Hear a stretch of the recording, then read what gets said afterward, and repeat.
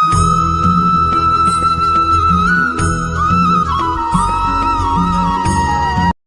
জীবনে আমরা যখনই এমন কোনো মানুষের সাথে পরিচিত হই যে বয়সে, পদে এবং আর্থিক দিক থেকে আমাদের থেকে পিছিয়ে, তখন আমরা সবাই খুব হীন নজরে তাদের দিকে দেখি।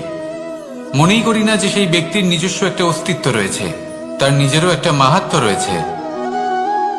আমাদের মনেই হয় না যে আমাদের সামনে দাঁড়িয়ে থাকার যোগ্যতা আছে তাদের। চলুন আপনাকে একটা প্রশ্ন করি, শূন্যের নিজস্ব মূল্য কোথায়? আপনি বলবেন কিছুই না। শূন্যের আবার নিজস্ব মূল্য কোথায়? কিন্তু যখন এই শূন্যই কোনো সংখ্যার সাথে এসে যুক্ত হয়ে যায়, কোনো অঙ্কের সাথে এসে যুক্ত হয়ে যায়, তখন তার মূল্য অনেক গুণ বৃদ্ধি পায়। অর্থাৎ এই শূন্যের মূল্য অবশ্যই আছে। আর আমাদের জীবনেও এমন কিছু ব্যক্তি থাকেন, তাদের দেখে মনে হয় যে এদের কোনো মূল্যই নেই। কিন্তু যখন এই ব্যক্তি কারোর সাথে এসে জুড়ে যান, তখন তার মূল্য সেই ব্যক্তির বৃদ্ধি ঘটায়। এই সংসারে এমন কোনো ব্যক্তি নেই যার কোনো মূল্য নেই। যদি আমরা ধনুকের কথা বলি, তাহলে তার জন্য একটি দড়ির প্রয়োজন হয়, যেটি প্রত্যঞ্চা হিসেবে ব্যবহৃত হয়। যদি এই প্রত্যঞ্চা না থাকে, তাহলে ধনুকের কোনো মূল্যই থাকে না। যদি প্রত্যঞ্চা না থাকে, তাহলে ধনুকের অস্তিত্ব অসম্পূর্ণ থেকে যায়। এই সংসারে যে কোনো ব্যক্তি হোক বা যে কোনো বস্তু হোক, প্রত্যেকের নিজস্ব একটি মূল্য আছে। তার সম্মান করুন, সামনে অগ্রসর হন, আর আমার সাথে ভালোবেসে বলুন, রাধা রাধা। সুখ, দুঃখ এবং শক্তি, এই তিন হলো এই সংসারের ত্রিদেবের মতো। আমাদের জীবনে যা কিছু ঘটছে, এই তিনটির ভিত্তির উপরেই হচ্ছে। আসলে এই সংসারের একটা নিয়ম আছে, যখনই আপনি কিছু লাভ করেন, এই সংসার আপনার পরীক্ষা নেয়। এটা জানার জন্য আপনার পরীক্ষা নেয় যে আপনি যা কিছুই লাভ করেছেন, আপনি কি আদৌ সেটার যোগ্য কিনা। ঠিক সেইভাবেই এই সুখ, দুঃখ এবং শক্তি আপনার পরীক্ষা নিয়ে থাকে। যখন সুখ আসে, তখন সে আপনার পরীক্ষা নেয় যে আপনার মধ্যে অহংবোধ জাগ্রত হয়নি তো। যদি অহংবোধ চলে আসে, তাহলে সুখ সেখানেই সঙ্গ ত্যাগ করে। দুঃখ আপনার ধৈর্যের পরীক্ষা নিতে থাকে, আর যদি আপনার মধ্যে ধৈর্য না থাকে, তাহলে এটা আপনাকে আরো বেশি দুঃখের গভীর অন্ধকারে ঠেলে দেবে। সেখানে শক্তি পরীক্ষা নেয় আপনার বিনম্রতার। যদি আপনি বিনম্র না হন, তাহলে হয় এই শক্তি আপনার সঙ্গ ত্যাগ করবে, নয় এই শক্তি বিনম্রতার অভাবে আপনার পতনের কারণ হতে পারে।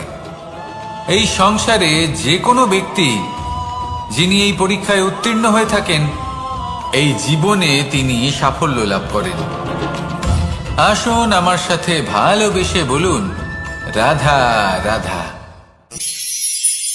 মানুষের জীবনে উন্নতি লাভ করার জন্য তিনটি স্তম্ভের প্রয়োজন হয়। প্রথম স্তম্ভ শিক্ষা। এই শিক্ষা আমাদের জ্ঞান প্রদান করে। দ্বিতীয় স্তম্ভ ব্যবসা, যার দ্বারা আমরা ধন উপার্জন করি। তৃতীয় স্তম্ভ হলো আমাদের ঈশ্বর, আমাদের ইষ্ট। এনার সাথে যদি আমরা জুড়ে থাকতে পারি, তাহলে এমন একটা মানসিক বল আপনি লাভ করবেন, যেটা এই সংসারে আর কোথাও পাওয়া সম্ভব নয়। কিন্তু মানুষ অনেক সময় জীবনে এই তিনটি স্তম্ভ লাভ করা সত্ত্বেও সামনে অগ্রসর হতে পারেন না। তখনও জীবনে কঠিন পরিস্থিতি আসতেই থাকে। এমনটা ঠিক কেন হয়? কারণ সে জীবনে এই তিনটি স্তম্ভ লাভ করে নেয়, জীবনে প্রয়োগও করে, কিন্তু তার ভিতের কথা সে ভুলেই যায়। যেমন প্রথম স্তম্ভ অর্থাৎ শিক্ষা। এই শিক্ষার আধার হলো শুভ চেতনা। যদি অন্তরে শুভ চেতনা না থাকে, তাহলে এই শিক্ষার কোনো গুরুত্ব থাকে না। দ্বিতীয় স্তম্ভ ব্যবসা। পরিশ্রম করে উপার্জন করতে হবে, এই কথাটা আমরা সবাই জানি এবং সবাই চেষ্টাও করি। কিন্তু ব্যবসা করতে করতে আমরা এটা ভুলে যাই আমাদের ব্যবহার কেমন হয়ে পড়েছে। এই ব্যবহার যদি শুভ হয়, তাহলে আমাদের উপার্জন আস্তে আস্তে একটা স্থির জায়গায় এসে পৌঁছবে। এবং তৃতীয় স্তম্ভ আমাদের ভগবান, যদি ওনার স্মরণে আপনি যেতে চান তাহলে তার পূর্বে নিজের মা বাবাকে সেবা করুন, তাদের যত্ন করুন, তাদেরকে ভালোবাসুন, কারণ ওনারাই হলেন এই সংসারে আপনার সব থেকে বড় ইষ্ট। তাহলে 3 স্তম্ভের সাথে সাথে তাদের আধারকেও নিজের জীবনে প্রাধান্য দিন। কোনো সমস্যা আসবে না, জীবনে একের পর এক উন্নতি করবেন এবং এই মন প্রসন্ন হয়ে বলবে রাধা রাধা। মানুষের এই সংসারে জীবনযাপন করার জন্য কিছু জিনিসের প্রয়োজন পড়ে, এমন কিছু আবেগ, এমন কিছু বস্তু আছে যেগুলো তার প্রয়োজন হয়। কিন্তু সব থেকে বেশি যে জিনিসটা তার প্রয়োজন হয় সেটা হলো সম্মানের। আমাদের ভালো লাগে যখন কেউ আমাদের সম্মান করে, আমরা কাউকে সম্মান করলে তারও সেটা ভালো লাগে। কিন্তু আপনি দেখবেন যে সংসারে বেশিরভাগ মানুষ 2টি মাপদণ্ডের ভিত্তিতে সম্মান করেন, হয় বয়স দেখে করেন বা উপার্জন দেখে, অর্থাৎ সেই ব্যক্তি কতটা উপার্জন করেন। এবার ভেবে দেখুন, এটা আবশ্যক নয় কারোর বয়স যদি বেশি হয় তার বুদ্ধিও ততটাই বেশি হবে। আবশ্যক এটাও নয় যে কোনো ব্যক্তি যদি অত্যন্ত ধনী হন বা তার মনও নির্মল হবে বা তিনি সৎকর্ম করবেন বা এমন কোনো কর্ম করবেন যাতে উনি সম্মান লাভ করতে পারেন। হতে পারে উনি ধনী কিন্তু দুশ্চরিত্র। সেই জন্য বয়স বা উপার্জন দেখে কোনো ব্যক্তিকে সম্মান করবেন না, কর্ম দেখুন। যদি গভীরভাবে ভেবে দেখেন তাহলে দেখবেন যদি কোনো মানুষ কোনো সৎকর্ম করেন তাহলে তার প্রতি হৃদয় থেকে সম্মান জাগ্রত হয়। এটাই হলো সেই সম্মান যা অর্জন করতে হবে। বয়স আজ আছে, কাল আরো বৃদ্ধি পাবে। উপার্জন আজ আছে, কাল সেটা কমে যেতেও পারে। কিন্তু যদি আপনি নিরন্তর শুভকর্ম করতে থাকেন তাহলে আপনি মৃত্যুর পরেও অমর হয়ে থাকবেন। আসুন আমার সাথে ভালোবেসে বলুন রাধা রাধা। ভয়ের সাথে আমরা সবাই পরিচিত, কষ্টও আমরা সবাই পেয়েছি। কখনো কখনো আমরা অসুস্থ হয়ে পড়ি, আর এমন সময় হলে মাতার মমতা, কখনো বাবার স্নেহ, কখনো বন্ধুদের পাশে থাকার অনুভূতি আমাদের রোগ নিরাময়ে সাহায্য করে। কখনো যদি আমরা নিরাশ হয়ে পড়ি, তখন যদি আমাদের কোনো আপনজন আমাদের 2টো ভালো কথা বলে তখন আমাদের মনোবল বেড়ে যায়। ঠিক তেমন সংসারের এই রঙ্গমঞ্চে যদি আপনি পীড়িত অনুভব করেন,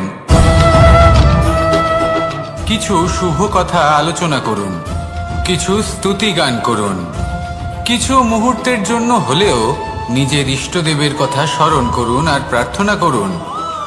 সাহস বাড়বে, শক্তিও বৃদ্ধি পাবে এবং সামনে এগিয়ে চলার পথও দেখতে পাবেন। তখন এই মন প্রসন্ন হয়ে বলবে রাধা রাধা। মানুষের জীবনে উন্নতি লাভ করার জন্য 3টি স্তম্ভের প্রয়োজন হয়। প্রথম স্তম্ভ শিক্ষা। এই শিক্ষা আমাদের জ্ঞান প্রদান করে। দ্বিতীয় স্তম্ভ ব্যবসা, যার দ্বারা আমরা ধন উপার্জন করি। তৃতীয় স্তম্ভ হলো আমাদের ঈশ্বর, আমাদের ইষ্ট। এনার সাথে যদি আমরা জুড়ে থাকতে পারি তাহলে এমন একটা মানসিক বল আপনি লাভ করবেন যেটা এই সংসারে আর কোথাও পাওয়া সম্ভব না। কিন্তু মানুষ অনেক সময় জীবনে এই 3টি স্তম্ভ লাভ করা সত্ত্বেও সামনে অগ্রসর হতে পারেন না। তখনও জীবনে কঠিন পরিস্থিতি আসতেই থাকে। এমনটা ঠিক কেন হয়? কারণ সে জীবনে এই 3টি স্তম্ভ লাভ করে নেয়, জীবনে প্রয়োগও করে, কিন্তু তার ভিতের কথা সে ভুলেই যায়। যেমন প্রথম স্তম্ভ অর্থাৎ শিক্ষা। এই শিক্ষার আধার হলো শুভ চেতনা। যদি অন্তরে শুভ চেতনা না থাকে তাহলে এই শিক্ষার কোনো গুরুত্ব থাকে না। দ্বিতীয় স্তম্ভ ব্যবসা। পরিশ্রম করে উপার্জন করতে হবে, এই কথাটা আমরা সবাই জানি এবং সবাই চেষ্টাও করি। কিন্তু ব্যবসা করতে করতে আমরা এটা ভুলে যাই আমাদের ব্যবহার কেমন হয়ে পড়েছে। এই ব্যবহার যদি শুভ হয় তাহলে আমাদের উপার্জন আস্তে আস্তে একটা স্থির জায়গায় এসে পৌঁছবে। এবং তৃতীয় স্তম্ভ আমাদের ভগবান। যদি ওনার স্মরণে আপনি যেতে চান তাহলে তার পূর্বে নিজের মা বাবাকে সেবা করুন, তাদের যত্ন করুন, তাদেরকে ভালোবাসুন, কারণ ওনারাই হলেন এই সংসারে আপনার সব থেকে বড় ইষ্ট। তাহলে 3 স্তম্ভের সাথে সাথে তাদের আধারকেও নিজের জীবনে প্রাধান্য দিন। কোনো সমস্যা আসবে না, জীবনে একের পর এক উন্নতি করবেন এবং এই মন প্রসন্ন হয়ে বলবে রাধা রাধা। সুখ, দুঃখ এবং শক্তি, এই 3 হলো এই সংসারের ত্রিদেবের মতো। আমাদের জীবনে যা কিছু ঘটছে এই 3টির ভিত্তির উপরেই হচ্ছে। আসলে এই সংসারের একটা নিয়ম আছে, যখনই আপনি কিছু লাভ করেন এই সংসার আপনার পরীক্ষা নেয়। এটা জানার জন্য আপনার পরীক্ষা নেয় যে আপনি যা কিছুই লাভ করেছেন আপনি কি আদৌ সেটার যোগ্য কি না।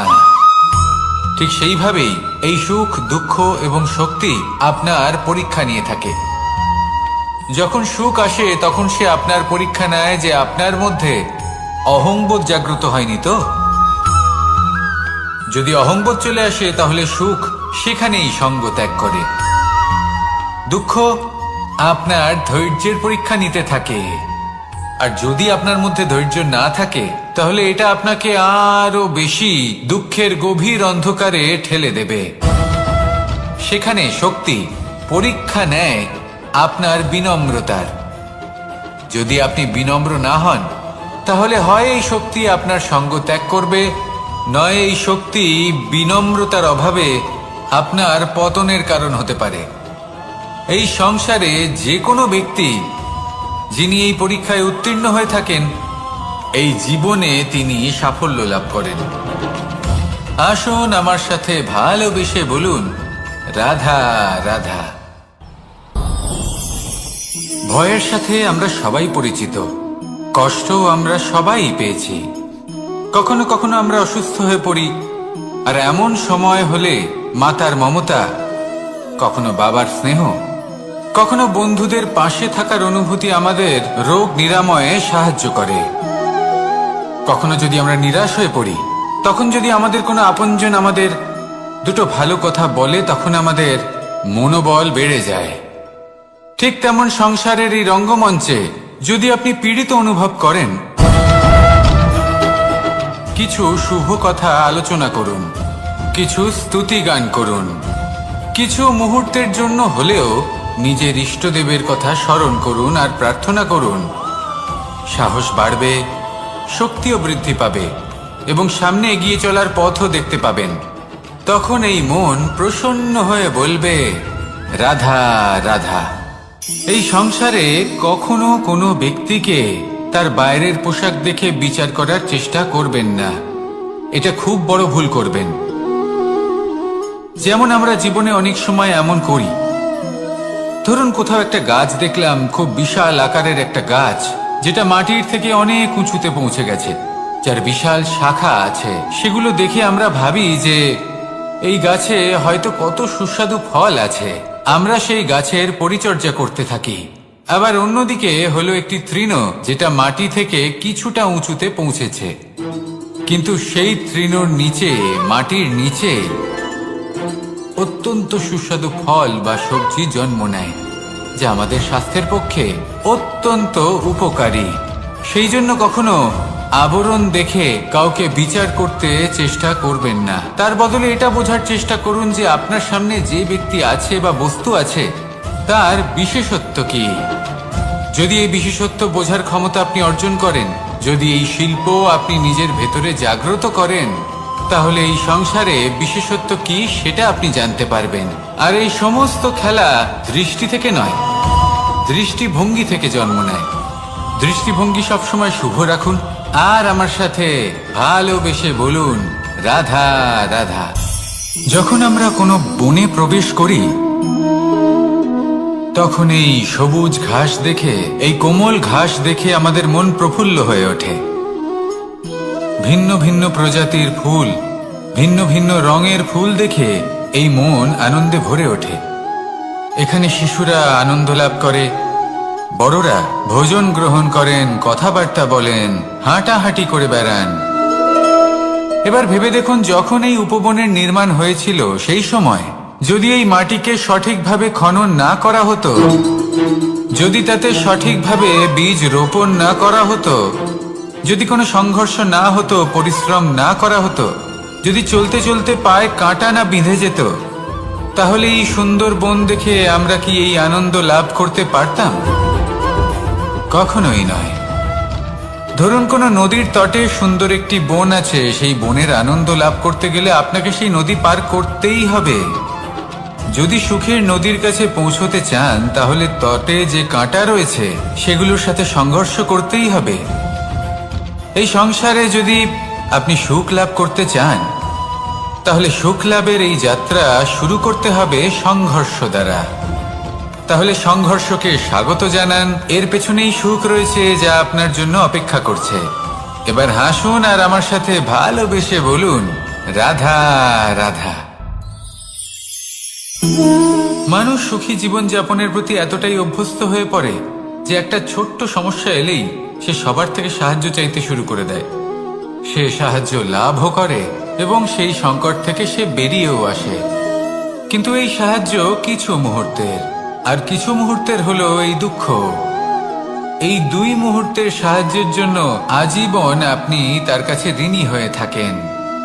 আর মানবিকতার খাতিরে আপনার মনে কৃতজ্ঞতা জেগে ওঠে, আর সেই কৃতজ্ঞতা বোধ হলো যে আপনি কখনো সেই ব্যক্তিকে ছাপিয়ে যেতেই পারবেন না। সেই জন্য জীবনে সবসময় চেষ্টা করবেন নিজেকে প্রস্তুত রাখতে সেই সব সমস্যার জন্য, সেই সব বাধার জন্য যেগুলো আপনার জীবনে আসতে পারে। ততক্ষণ সাহায্য চাইবেন না যতক্ষণ না অন্য কোনো পথ না থাকছে। সাহায্য চাওয়া অনুচিত নয়, কিন্তু সাহায্য চাইলে এবং সাহায্য পেলে আপনি আজীবন কৃতজ্ঞ এবং ঋণী হয়ে থাকবেন। আর তারপর একদিন আপনি পরিবর্তন দেখতে পাবেন যে কিভাবে আপনি ছোট ছোট সমস্যার জন্য সাহায্য না চেয়ে বড় বড় সমস্যার সম্মুখীন হতে প্রস্তুত হয়ে গেছেন। এটাই হলো সংসারের নীতি। এটাই পালন করুন আর আমার সাথে ভালোবেসে বলুন, রাধা রাধা। আপনি কখনো কাউকে পর্বতে আরোহণ করতে দেখেছেন? বা আপনি কখনো নিজে কোনো পর্বতে আরোহণ করেছেন? করে থাকলে আপনি এই বিষয়ে অবশ্যই জানবেন যে যখন আমরা শিখরের দিকে এগোই, ওপরের দিকে এগিয়ে চলি, তখন আমাদের একটু ঝুঁকে পথ চলতে হয়। তখনই আমরা সেই পর্বত আরোহণ করতে পারি। কিন্তু যে ব্যক্তি নিচের দিকে ফিরে আসছেন, তিনি কিন্তু ঝুঁকে চলেন না, তিনি দৃঢ়ভাবে সোজা হয়ে নিচে নামেন। এই ভারসাম্য বজায় রাখার এই খেলাতে সংসারের একটা সার লুকিয়ে রয়েছে। যদি আপনিও জীবনে উঁচুতে উঠতে চান, শিখরে পৌঁছতে চান, তাহলে আপনাকেও নত হয়ে বিনম্র হয়ে সামনে এগোতে হবে। সেখানে যদি আপনি বুক চিতিয়ে উদ্ধতভাবে অহংকার বোধ নিয়ে চলতে থাকেন, সেখান থেকেই আপনাকে নিচে নামতে হবে। কোনো ব্যক্তি তার বিনম্র স্বভাব দেখেই বোঝা যায় যে সেই ব্যক্তি সাফল্যের শিখর দেশে আরোহণ করছে নাকি নিচে তথা খাদের দিকে যাত্রা করছে। তাই সবসময় বিনম্র থাকুন, শ্রেষ্ঠ কর্ম করুন, পরিশ্রম করুন আর আমার সাথে ভালোবেসে বলুন, রাধা রাধা। মানুষের জীবনে স্বচ্ছতার একটা আলাদা গুরুত্ব আছে। যদি আপনি নিজেকে স্বচ্ছ রাখেন, তাহলে আপনার নিজেরও ভালো লাগবে, সামনের ব্যক্তিরও ভালো লাগবে, একটা অন্যরকম প্রভাব পড়বে। কিন্তু একজন শ্রেষ্ঠ ব্যক্তি কিভাবে হয়ে ওঠা সম্ভব? যার মধ্যে গুণ আছে, শিক্ষা আছে, শুভ চেতনা আছে, যিনি সৎকর্ম করেন। কিভাবে হব সেই ব্যক্তি যার মধ্যে জ্ঞান আছে? শুধুমাত্র স্বচ্ছ থাকলে তো তা হওয়া সম্ভব নয়। প্রথমে আপনাকে বুঝতে হবে যে মানুষের মধ্যে চারটি মূল তত্ত্ব আছে। প্রথম হলো তার শরীর, যার দ্বারা উনি যে কোনো কর্ম করে থাকেন। দ্বিতীয় তত্ত্ব হলো তার মন, যার দ্বারা কোনো কর্ম করার জন্য সে নিজেকে প্রেরণা দিতে থাকে। তৃতীয় তত্ত্ব হলো বুদ্ধি, যে কর্ম আমরা করতে চাই, যে লক্ষ্যে আমরা পৌঁছতে চাই, সেটা আমরা কিভাবে কোন পথে করব সেটা স্থির করা যায় বুদ্ধি দিয়ে। আর চতুর্থ তত্ত্ব হলো আত্মা। আত্মা হলো এমন এক তত্ত্ব যার কোনো সমাপ্তি নেই। আত্মা হলো অজয়, কিন্তু এরও শুদ্ধিকরণের প্রয়োজন হয়। এই চারটি তত্ত্বের শুদ্ধিকরণ করতে থাকুন, এতে নির্মল রাখুন, শুদ্ধ রাখুন। এবং এটা কিভাবে হবে? শুভ চেতনা দ্বারা, জ্ঞানের দ্বারা এবং সব থেকে বেশি গুরুত্বপূর্ণ প্রেমের দ্বারা। আসুন আমার সাথে ভালোবেসে বলুন, রাধা রাধা। এই জীবনে তিনটি গুরুত্বপূর্ণ শব্দ আছে যা বোঝা আমাদের কাছে খুব গুরুত্বপূর্ণ, এবং এই তিনটি শব্দের নিজস্ব অর্থ আছে। প্রথম হলো সঙ্গবদ্ধতা, অর্থাৎ একসাথে মিলে কাজ করতে হবে, একসাথে মিলে পরিশ্রম করতে হবে, সামনে এগোতে হবে। এরকম করতে পারলে আপনার শক্তি বৃদ্ধি পাবে, আপনার ক্ষমতা বৃদ্ধি পাবে, আপনি এগোতে পারবেন এবং অনেক দূরে যেতে পারবেন। দ্বিতীয় হলো আত্মবিশ্বাস। হেরে যাওয়া বস্তুও আবার জিতে নিতে পারবেন। যদি আপনার নিজের আত্মবিশ্বাস থাকে তাহলে আপনি কখনো পরাজিত হবেন না। এবং তৃতীয় হলো অহংকার। জয়লাভ করার পরেও কিন্তু এটা আপনাকে পরাজিত করতে পারে। সেই জন্য জীবনে সঙ্গবদ্ধ হন, আত্মবিশ্বাস রাখুন, কিন্তু কখনোই অহংকার করবেন না। এই অহংকার আপনার থেকে সব কিছু কেড়ে নিতে পারে। এই অহংকারের জন্যই মথুরাপতি কংস নিজের পতনের দিকে অগ্রসর হয়েছিলেন। এই অহংকারকে ত্যাগ করুন আর আমার সাথে ভালোবেসে বলুন, রাধা রাধা। এই সংসারে সব থেকে বেশি কঠিন কাজ কোনটা?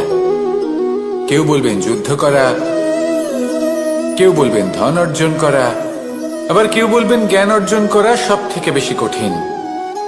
এবার প্রত্যেক ব্যক্তির নিজস্ব অভিজ্ঞতা আছে আর সেই অনুসারে তার নিজস্ব একটা উত্তর আছে। সাধারণভাবে দেখতে গেলে এই সংসারে সব থেকে কঠিন হলো তপস্যা করা, অর্থাৎ সব কিছু ত্যাগ করে তপস্যায় নিজেকে বিলীন করে দেওয়া।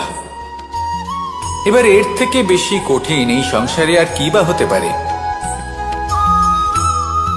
এই সংসারে, এই সমাজে, নিজের পরিবারের মধ্যে থেকেও ধৈর্য ধরে সামনে অগ্রসর হওয়া, এটা হলো সব থেকে কঠিন কাজ।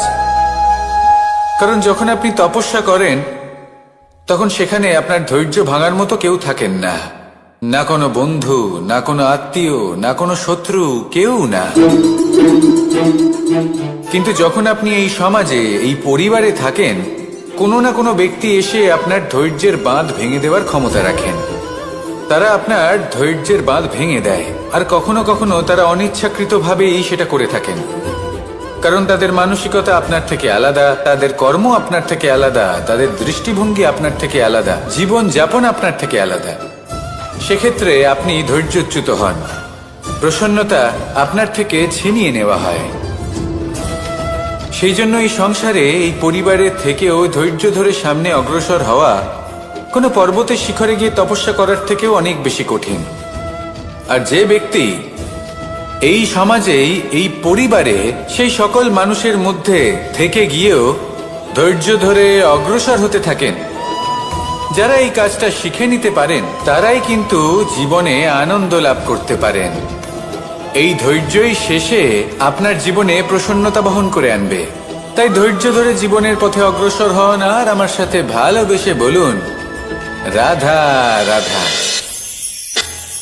আমরা যখনই কোনো গাছের চারা রোপণ করি তখন সবার আগে পরীক্ষা করে দেখি যে যেখানে আমরা চারা রোপণ করতে চলেছি সেখানকার মাটি আদৌ উর্বর কিনা, সেই মাটি সেই চারাকে বাড়তে সাহায্য করবে কিনা। যখন একটা চারা রোপণের আগে আমরা এত কিছু ভাবতে পারি, তাহলে কাউকে বিশ্বাস করার আগে আমরা কেন ভাবি না? জীবনে কখনো এই বিশ্বাসরূপী চারা কোথাও রোপণ করার আগে বোঝার চেষ্টা করুন যে যার ওপর আপনি বিশ্বাস করতে চলেছেন সে কি আদৌ আপনার বিশ্বাসের যোগ্য কি না। ভেবে দেখুন সেই ব্যক্তি ভবিষ্যতে গিয়ে আপনার বিশ্বাস ভাঙতে পারে কিনা। এটাও ভেবে দেখুন যে যাকে আপনি বিশ্বাস করতে চলেছেন তাকে আপনি বিশ্বাস করলে নিজের জীবনের উদ্দেশ্যে আপনি অগ্রসর হতে পারবেন কিনা। আর তার জন্য প্রয়োজন সঠিক সিদ্ধান্ত, পরখ করা, কোনটা উচিত কোনটা অনুচিত সেটা বোঝা। আর তাতে কিন্তু আপনি সন্দেহবাতিক হবেন না, তাতে আপনি আরো নিপুণ হয়ে উঠবেন। তাই যদি আপনি নিপুণ হয়ে উঠতে চান তাহলে বোঝার চেষ্টা করুন, পরখ করে দেখুন, কোনটা উচিত কোনটা অনুচিত বুঝুন, আর বিশ্বাস তখনই করুন যখন আপনি 100% নিশ্চিত হবেন যে সে বিশ্বাসের যোগ্য। আসুন আমার সাথে ভালোবেসে বলুন, রাধা রাধা। রাধা কখনো কখনো আমার জন্য বড়ই সুগন্ধি আতর নিয়ে আসে, পারিজাত ফুলের মালা নিয়ে আসে আমার প্রসাধন করবে বলে, এবং আমার সব থেকে বেশি প্রিয় মাখন নিজে হাতে বানিয়ে আনে আমাকে নিজে হাতে খাইয়ে দেবে বলে, সবকিছু আমাকে প্রসন্ন করবে বলে। কিন্তু আপনি কখনো ভেবেছেন যে এই আতর কিভাবে বানানো হয়? সহস্র ফুলের পাপড়ি একসাথে পিষে নিতে হয়, তারপরে তার থেকে যে রস নিঃসৃত হয় সেই রস দ্বারাই আতর তৈরি। অনেক সংখ্যক ফুলকে অসীম যন্ত্রণা ভোগ করতে হয়, তবে তারা আমার প্রসাধন সামগ্রী হয়ে উঠতে পারে। দুধ থেকে মাখন তৈরি করার জন্য কতটা পরিমাণ মন্থন সহ্য করতে হয় সেটা আপনি জানেন। ঠিক সেই রকমই হলো আমাদের জীবনও। বিপদও আসে, কঠিন পরিস্থিতিও আসে, এর সম্মুখীন হতে শিখুন। মনে রাখবেন আপনি হলেন সেই দুধ যাকে মন্থন সহ্য করতে হবে মাখন হয়ে ওঠার জন্য। মনে রাখবেন আপনি হলেন সেই ফুলের মতন যাদের পিষ্ট হতে হবে সুগন্ধি আতর হয়ে ওঠার জন্য, যাকে এই সংসার পছন্দ করে। কখনো কখনো জীবনে আপনার সাথে খারাপ শুধুমাত্র এই কারণে ঘটে যাতে আপনার শ্রেষ্ঠ রূপ এই সংসারের সামনে আসতে পারে। শুধুমাত্র কঠিন পরিস্থিতি এবং বিপদকে একটা সুযোগ হিসেবে দেখার চেষ্টা করুন। আপনার জন্য এই সংসার বদলে যাবে, সংসারকে দেখার দৃষ্টিভঙ্গি পাল্টে যাবে, আপনার ভাগ্য পাল্টে যাবে, আর এই মন প্রসন্ন হয়ে বলবে, রাধা রাধা। পাশা নামক এই খেলাটি আপনারা নিশ্চয়ই খেলেছেন, না খেলে থাকলে দেখেছেন, আর যদি দেখেও না থাকেন তাহলে নিশ্চিত রূপে শুনেছেন। মহাভারতের এই মহাযুদ্ধ কোথাও না কোথাও এই পাশা নামক খেলার কারণে হয়েছিল। পাশার এই বিচিত্র খেলা, দান, এইসবের কারণে কেউ নিজের মাথায় রাজ মুকুট পরিধান করেছিলেন, আবার সেখানে পরাজিত হওয়ার জন্য কাউকে বনবাসও ভোগ করতে হয়েছিল। কিন্তু এই খেলা সমাপ্ত হওয়ার পরে সমস্ত ঘুঁটি আর এই পাশার ছক একই পুটলিতে স্থান পেল। এটাই হলো আমাদের জীবন। এই সংসারে আমরা জয় পরাজয়ের বিষয়ে এতটাই ভাবি, এত চিন্তা করি যে এই জীবনের খেলার আনন্দটাই উপভোগ করতে পারি না। আর অবশেষে কি হয়? কেউ জয়ী হন, কেউ পরাজিত হন, কিন্তু দুজনেই একই স্থানে পৌঁছে যান। প্রত্যেক ব্যক্তি মৃত্যুর পরে একটি নির্দিষ্ট স্থানেই পৌঁছতে বাধ্য, কিন্তু ততক্ষণ এই জীবন, এই খেলা, তার আনন্দ উপভোগ করুন। এই সংসারে সেই ব্যক্তি শ্রেষ্ঠ স্থানে পৌঁছতে পেরেছেন যিনি এই সংসারকে প্রকাশ প্রদান করেছেন, যিনি কখনো জয় পরাজয় এ বিষয়ে ভাবেননি, শুধু এই জীবনের খেলার আনন্দ উপভোগ করেছেন। এটাই আপনিও করুন, আর আমার সাথে ভালোবেসে বলুন, রাধা রাধা। প্রত্যেক মানুষ নিজের জীবনে দুঃখ অনুভব করেন। প্রত্যেকের দুঃখ আলাদা হতে পারে। কারোর মনে এই দুঃখ থাকে যে সে তার বাবা মায়ের সব ইচ্ছে পূরণ করতে পারেননি। কেউ এটা ভেবে দুঃখ পান যে সে চিরকাল সদাচার করেছেন, সৎকর্ম করেছেন, কিন্তু তাও তাকে দুরাচারী বলে মনে করা হয়। কেউ এটা ভেবেও দুঃখ পান যে তার সামনে যে ব্যক্তি রয়েছেন তার চোখে তিনি শত্রু হয়ে উঠেছেন বা দুষ্ট হয়ে উঠেছেন, যেখানে তিনি হয়তো কোনো অনুচিত কাজই করেননি। এবার এই সমস্ত বিষয় নিয়ে ভেবে নিজের ব্যক্তিত্ব নিয়ে সন্দেহ প্রকাশ করবেন না। যদি নিজের ব্যক্তিত্ব নিয়ে কোনো সন্দেহ থেকে থাকে তাহলে কর্ম সংক্রান্ত প্রশ্ন করুন যে আপনি যা করেছেন তাতে কি উচিত ছিল, কি অনুচিত ছিল। যেটা প্রয়োজন সেটা এটা বোঝার যে আপনার অন্তর্মন, আপনার বিবেক আপনাকে কি বলছে, আর আপনার অন্তর্মন আর আপনার বিবেক আপনাকে যেটা করতে বলবে শুধু সেটাই করুন। আর তারপরে এই সংসার কি বলবে, কি ভাববে সেসব নিয়ে ভাবতে যাবেন না, কারণ এই সংসার তো ঈশ্বরকেও প্রশ্ন করে থাকে, ঈশ্বরকেও দোষী মনে করে। কখনো কখনো যখন কোনো ঘটনা মানুষের ইচ্ছা অনুযায়ী ঘটে না, তখন মানুষ এটা বলে যে হে ঈশ্বর, আপনি আমার পাশে থাকলেন না, আপনি বড়ই কঠোর, এটা আপনার দোষ। যেখানে বেশিরভাগ সময় হয়তো সে নিজেই নিজের কর্মফল ভোগ করছে, আর কখনো কখনো ঈশ্বর হয়তো তার জন্য আরো ভালো কোনো পরিকল্পনা করে রেখেছেন, কিন্তু মানুষ এটা বুঝতে পারে না। তাই দিনের শেষে যেটা প্রয়োজন সেটা হলো নিজের মনের কথা বুঝতে হবে। আপনার বিবেক কি বলছে শুধু সেটাই করুন, আর সামনে এগোতে থাকুন। আমার সাথে ভালোবেসে বলুন, রাধা রাধা। পরিবর্তন, এটা হলো সৃষ্টির অমূল্য নিয়ম। এই সংসারে সবকিছু সময়ান্তরে পরিবর্তিত হয়, এই সময়ও পরিবর্তিত হয়। পরিবর্তন চিরকাল হয়ে এসেছে আর চিরকাল হতে থাকবে, কিন্তু এবার আমরা সেই পরিবর্তন কিভাবে লাভ করব যেটা আমাদের প্রয়োজন, যেটা আমরা চাই। আমরা জীবনে বিকাশ চাই। এই বিকাশ কিভাবে লাভ করতে পারি? এই প্রকৃতি কিন্তু আমাদের অত্যন্ত উত্তম উদাহরণ দিয়ে বুঝিয়েছে। একটি বিন্দুর উদাহরণ দিয়েছে যা ভবিষ্যতে একটা বিশাল নদীর আকার ধারণ করে। এটা কিভাবে হয়? মেঘ থেকে একটি বিন্দু ঝরে পড়ে সেই পর্বতের ওপর যেখানে হিম আছে। সেই হিমের সংস্পর্শে আসা মাত্র সেই বিন্দুর সাথে আরো বেশ কিছু বিন্দু যুক্ত হয়, তারপর তারা অগ্রসর হয়, আরো কিছু বিন্দু যুক্ত হয়, আস্তে আস্তে একটা ক্ষীণ ধারার রূপ ধারণ করে, এবং সেটাই ভবিষ্যতে আরো এগোতে থাকে। অনেকটা যাওয়ার পর যখন অনেক সংখ্যক বিন্দু একসাথে যুক্ত হয়, তখন সেটা বিশাল নদীর আকার ধারণ করে। এবার আমরা মানুষ বলে আমাদের সাথে এই নিয়মের অন্যথা হয় তা নয়। আমরাও এই প্রকৃতির অংশ, আমাদের ক্ষেত্রেও একই নিয়ম প্রযোজ্য। যখন পরিশ্রম করে অনেক সংখ্যক বিন্দু আমরা একত্রিত করব, তখনই পরিবর্তনের নদী প্রবাহিত হবে। প্রয়োজন হলো নিরন্তর পরিশ্রম করা এবং ধৈর্য ধরা। এটা করতে থাকুন, জীবনে সবকিছু লাভ করতে পারবেন, কারণ প্রকৃতি আমাদের এটাই শিখিয়েছে। আর আমরা এই ব্রহ্মরই একটি অংশ, যার দ্বারা এই ব্রহ্মাণ্ড নির্মিত। আসুন আমার সাথে ভালোবেসে বলুন, রাধা রাধা। কখনো এই প্রকৃতির দিকে তাকিয়ে থাকবেন। এই প্রকৃতি অনেক ধরনের শিক্ষা দেয়। কোনো একটা গাছকে দেখুন, কিভাবে সে মাটি থেকে জল শুষে নেয়। সে ঝড় হোক বা হোক কড়া রোদ, সব সহ্য করে এবং অবশেষে সে ফল ধারণ করে।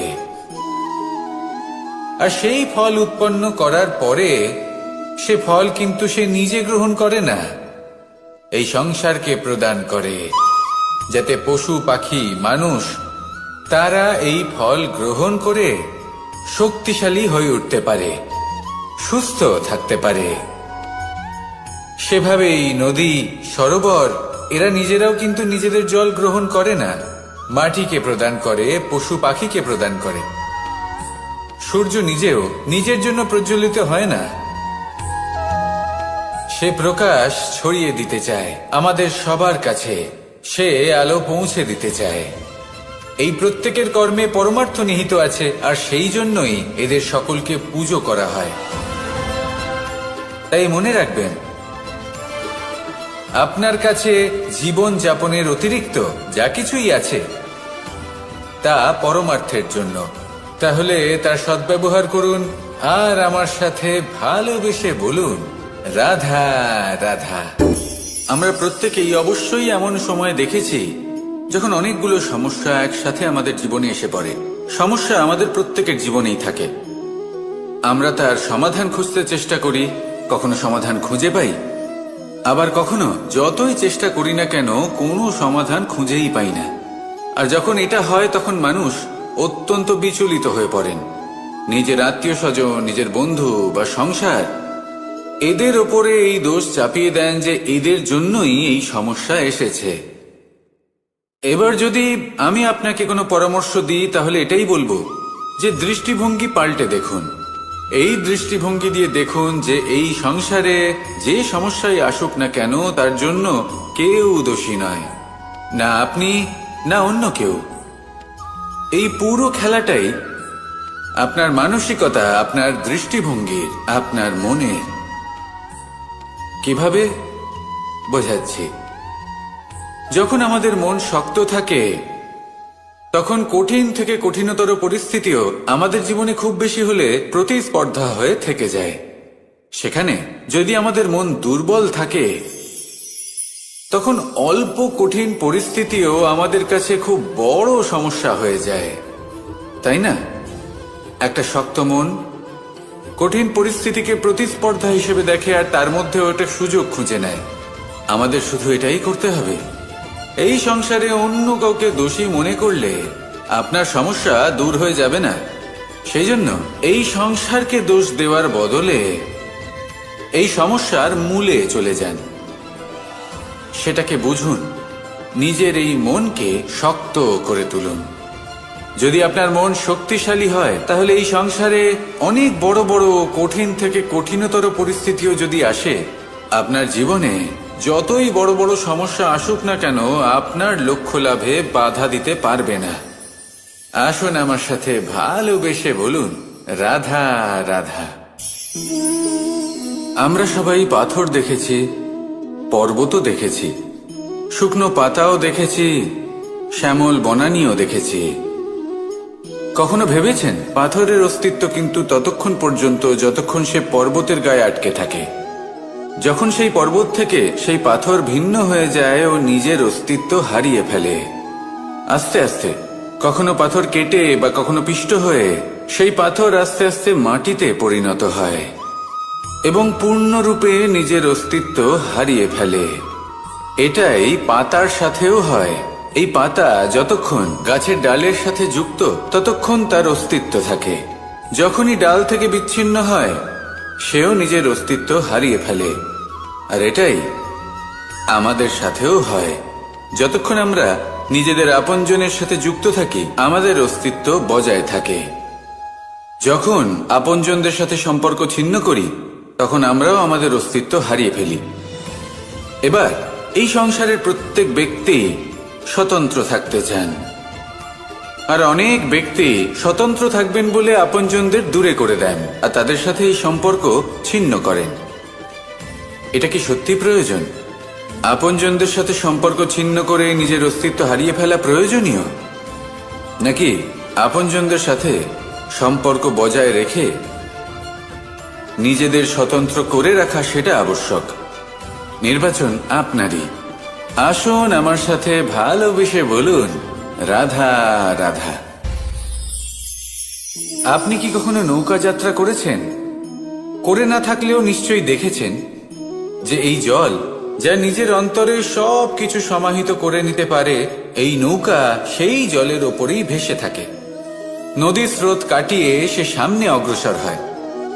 কিন্তু যদি এই নৌকায় কোনো ছিদ্র হয় তাহলে কিন্তু সেই নৌকা ডুবে যাবে।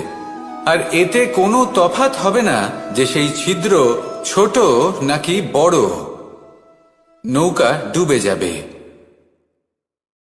এই ছিদ্র হলো আমাদের জীবনে আমাদের অপগুণ, আমাদের দোষ, আমাদের বিকার। কখনো এটা ভাববেন না যে এই দোষ খুবই ছোট, এতে কিছুই যাবে আসবে না। না, সেই ছোট দোষ, সেই ছোট বিকার যদি সেটাকে শুধরে না নেন তাহলে সেটা আপনাকে আপনার পতনের দিকে নিয়ে যাবে। শেষ পর্যন্ত এটা আপনার উপর নির্ভরশীল যে আপনি কি চান।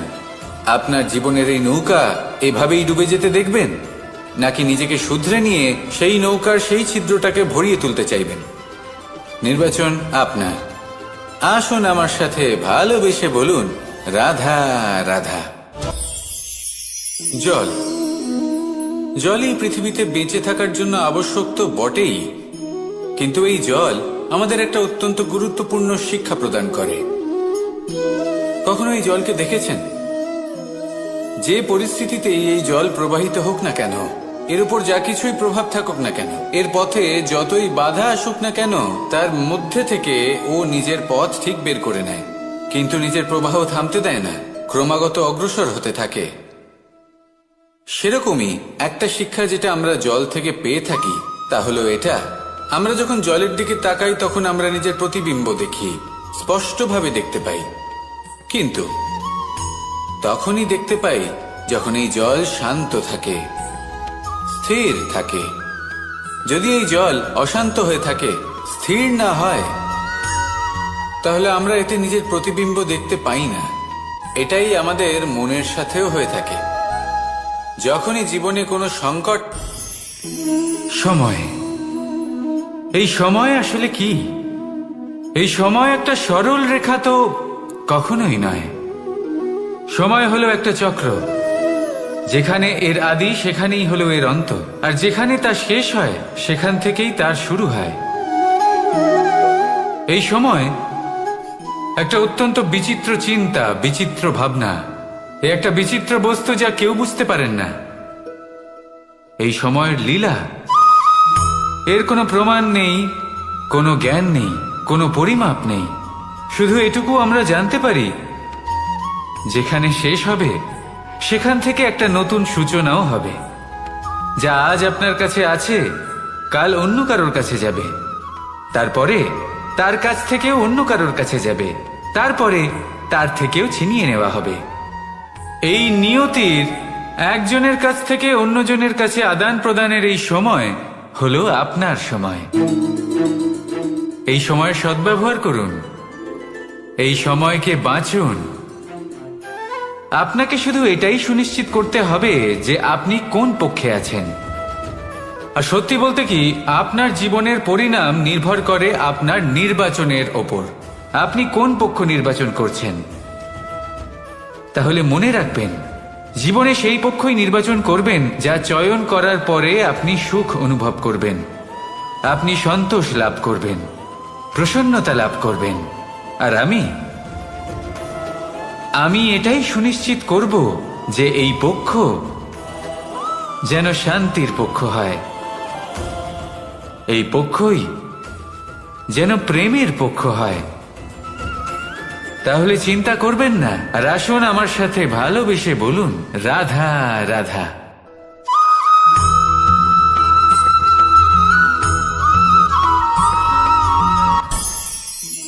অনেক সময় যখন আমরা কর্ম করি, সাফল্য লাভ করি, কঠিন পরীক্ষায় উত্তীর্ণ হই, বড় কাজ করি, আমাদের মনে হয় এই সংসার আমাদের একটু প্রশংসা করুক, ভালো লাগে। অনেকবার মনে হয় এটা হলো আমাদের কর্মের ফলই বটে, আমরা আনন্দ পাই। কিন্তু যখন আমরা এই প্রশংসা পাই না, তখন কি হয়? আমরা দুঃখী হয়ে যাই, ভেঙে পড়ি। মনে হয় যেন আমার জন্য কেউ চিন্তাই করে না, এমন মনে হয় যেন আমাদের আনন্দে অন্য কেউ আনন্দই পায় না। অনেক রকম ভাবনা আসে। কিন্তু আমি আপনাকে একটা প্রশ্ন করতে চাই, আপনি যে কাজই করেন না কেন, যে কর্মই করেন না কেন, তা কি শুধুমাত্র প্রশংসার জন্য করেন? যদি এরকম হয়ে থাকে, তাহলে সেই ভাবনা এক্ষুনি ত্যাগ করুন। কারণ এই প্রকৃতি আমাদের অন্য শিক্ষা দেয়।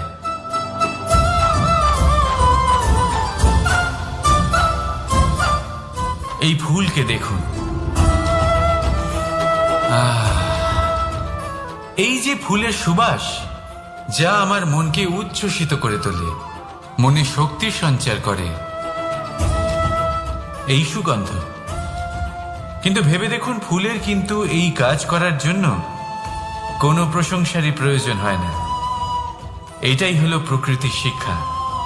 যিনি সৎ হন, সৎকর্ম করেন, তার কোনো প্রশংসার প্রয়োজন হয় না, কারণ ওনার কর্মই হলো ওনার সুবাস। মনে রাখবেন, আতর নকল ফুলে দেওয়া হয়, প্রকৃত ফুলের তার কোনো প্রয়োজন হয় না। সেইভাবেই আপনিও কর্ম করতে থাকুন শুভ চিন্তা নিয়ে। এই মনকে সব সময় শান্ত রাখুন, স্বচ্ছ রাখুন। যদি এরকম করেন, তাহলে আপনার কর্ম এমন সুবাস ছড়াবে যে আপনার জীবনে শুধু এবং শুধুমাত্র আনন্দই থাকবে। তাহলে এই আনন্দ সহকারে বলুন, রাধা রাধা।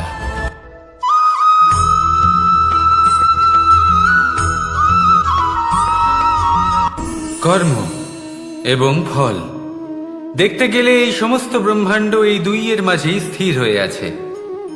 মানুষজন কর্ম করেন ভালো ফল লাভের আশায়, আর ভালো ফল লাভের আশায় উনি এটাই ভুলে যান যে উনি যে কর্ম করছেন তা কি করছেন। আমি বলেছিলাম কর্ম করুন ফলের চিন্তা না করে, কিন্তু কি কর্ম করছেন সেই বিষয়ে ভাবাটাও অত্যন্ত আবশ্যক। নয়তো অনেক সময় আমরা এমন কর্ম করে ফেলি যা না চাইতেও বিষে পরিণত হয়, যা হয়েছে দুঃশাসনের সাথে, দুর্যোধনের সাথে, গুরু দ্রোণের সাথে। একজনের মানসিকতা উচিত ছিল না, একজনের বিবেক উচিত ছিল না, আরেকজন যে পক্ষ নির্বাচন করেছিলেন সেই পক্ষ উচিত ছিল না। আর যা কিছু ওনাদের সাথে হলো, আপনার আমার আমাদের সকলের সাথে তা হতে পারে। আমি বলেছিলাম কর্ম করুন, ফলের চিন্তা করবেন না, কিন্তু এই কর্মের বিষয়ে বিচার করে দেখাটাও ততটাই আবশ্যক। দেখুন, কর্ম করার উচিত প্রক্রিয়া ফলের চিন্তা না করা, কিন্তু যদি আপনার কর্ম শুভ হয় তাহলে তার ফলও নিয়তি আপনাকেই দেবে। সর্বদা কর্ম করার সময় এটা ভাবুন যে আপনার এই কর্ম এই সংসারকে, এই সমাজকে, আপনার পরিবারকে, আপনার আশেপাশের মানুষজনকে কোন দিশায় নিয়ে যাবে। যদি এটা সবার জন্য মঙ্গলময় হয় তাহলে কর্ম করতে থাকুন। আর হ্যাঁ, নিশ্চিত রূপে ফলের চিন্তা করবেন না। আসুন আমার সাথে ভালোবেসে বলুন, রাধা রাধা।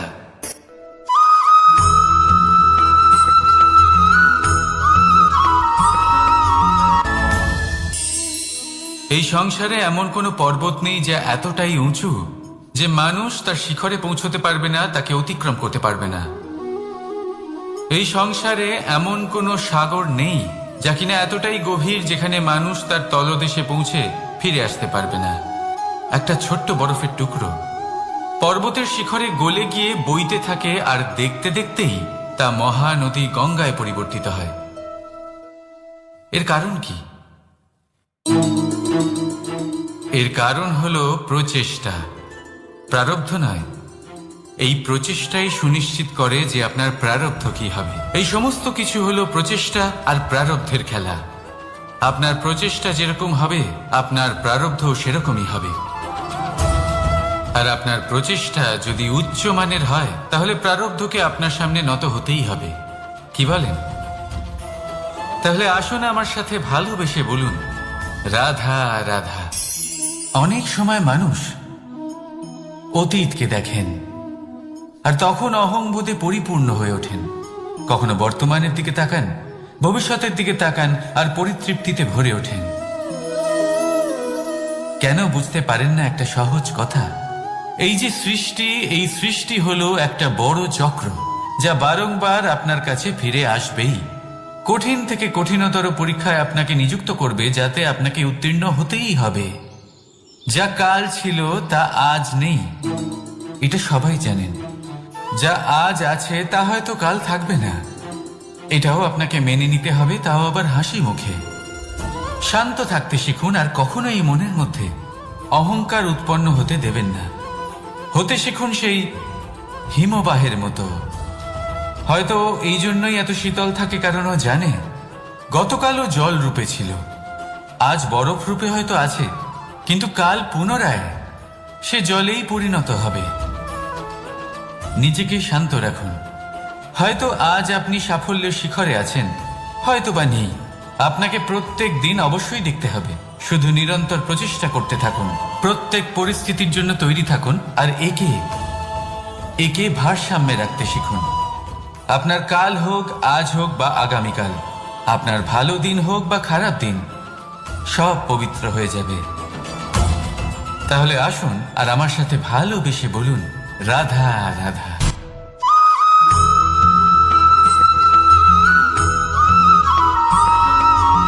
প্রতিশোধ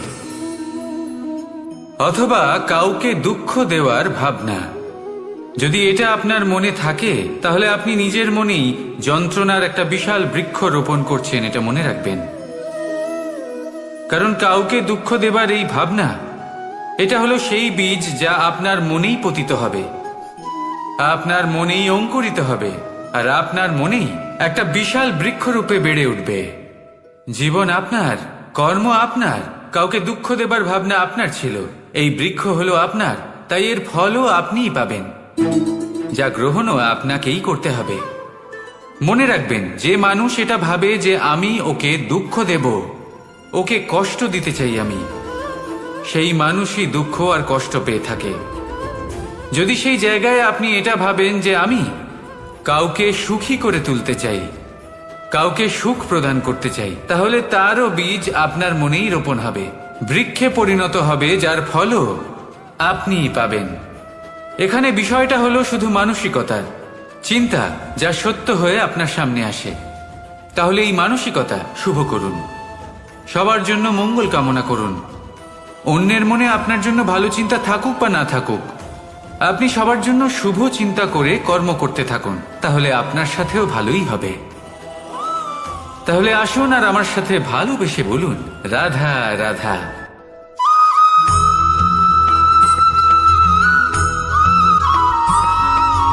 দোল উৎসবে এই সমগ্র সংসার রং নিয়ে খেলা করে, কিন্তু এই রঙের সারমর্ম এই সংসার কি জানে?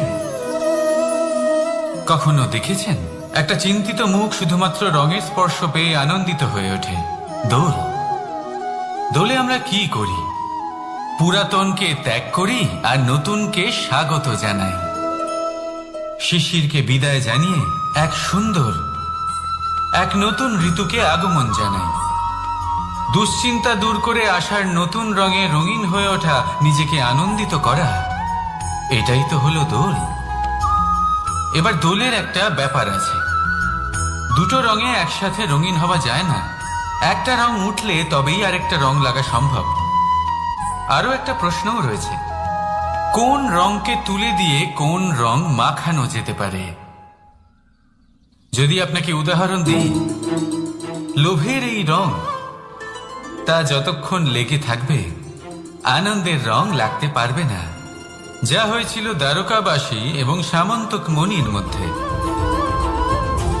ভ্রান্তির রং যতক্ষণ লেগে থাকবে সত্যের রং লাগতে পারবে না, যা হয়েছে রুক্মিণীর সাথে। আর হিংসার এই রং যতক্ষণ লেগে থাকবে প্রেমের রং ততক্ষণ লাগতেই পারবে না, যা হয় আপনার আমার সবার সাথে। তাহলে আসুন একসাথে মিলে দোল পালন করি এবং সবকিছুর উপরে বিজয় লাভ করি। অন্ধকারের স্থানে আলোর, ভ্রান্তির স্থানে সত্যের, হিংসার স্থানে প্রেমের, আর লোভের স্থানে আনন্দের এই সুন্দর রং মাখাই। শত্রুতা, ঘৃণা, হিংসা এই সব কিছু ত্যাগ করি আর সকলের সখা হয়ে উঠি, আর ভালোবেসে বলি শুভ দোল। হ্যাঁ, ওটা তো আমরা অবশ্যই বলবো, রাধা রাধা।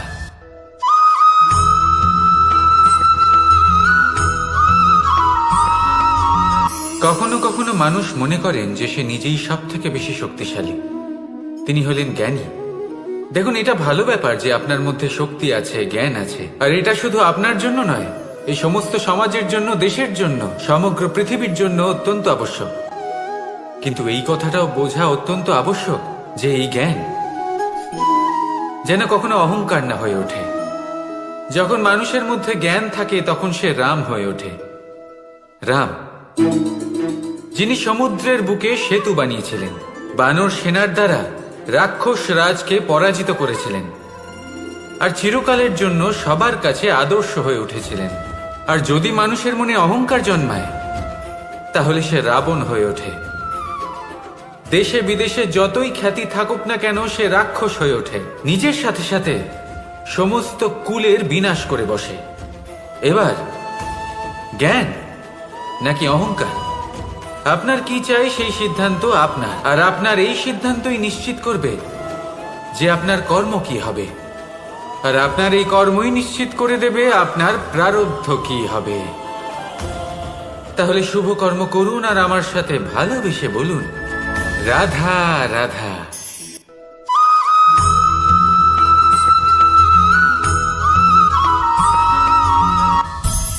সংসারে অনেক সময় এরকম হয় যে আমরা খুব সমস্যায় থাকি, খুব বিপদের মধ্যে থাকি, আর সেই সমস্ত মানুষ যারা আমাদের কাছের মানুষ, আমাদের আপনজন, তারা আমাদের ত্যাগ করে চলে যান। আমরা এই সময় দুঃখ পাই, নিরাশ হয়ে পড়ি এবং একা একাই সেই সমস্যাকেও কাটিয়ে উঠি। এবার পরিস্থিতি যেমন খুশি হোক না কেন, সেই সব মানুষ যারা এমন সময় আপনাকে ত্যাগ করেছেন তাদের প্রতি ক্রুদ্ধ হওয়া, অভিমান করা এটা অনুচিত। আমি বলবো তাদের প্রতি কৃতজ্ঞ থাকুন। আমি বলবো তাদের ধন্যবাদ জানান যে তারা এমন সময় আপনার সঙ্গ ত্যাগ করেছেন যখন আপনার তাদের সব থেকে বেশি প্রয়োজন ছিল। কারণ দেখুন, হয় তাদের বিশ্বাস ছিল যে আপনি নিজেই এই বিপদ থেকে বেরিয়ে আসতে পারবেন, বা তাদের ত্যাগ করার জন্য আপনি নিজের উৎসাহ বাড়িয়ে তুললেন, আপনি নিজের শক্তি বাড়ালেন এবং নিজে সেই সমস্যা থেকে বেরিয়ে আসলেন। নিজের খারাপ সময়কে আপনি নিজেই ভালো সময় করে তুললেন। শেষ পর্যন্ত আপনি আরো শক্তিশালী হয়ে উঠলেন, আরো শ্রেষ্ঠ হয়ে উঠলেন। আর এটাই তো আপনার বিজয়, যার কারণ হলো তাদের আপনাকে ত্যাগ করা। তাহলে তাদের ধন্যবাদ জানান আর আমার সাথে ভালোবেসে বলুন, রাধা রাধা।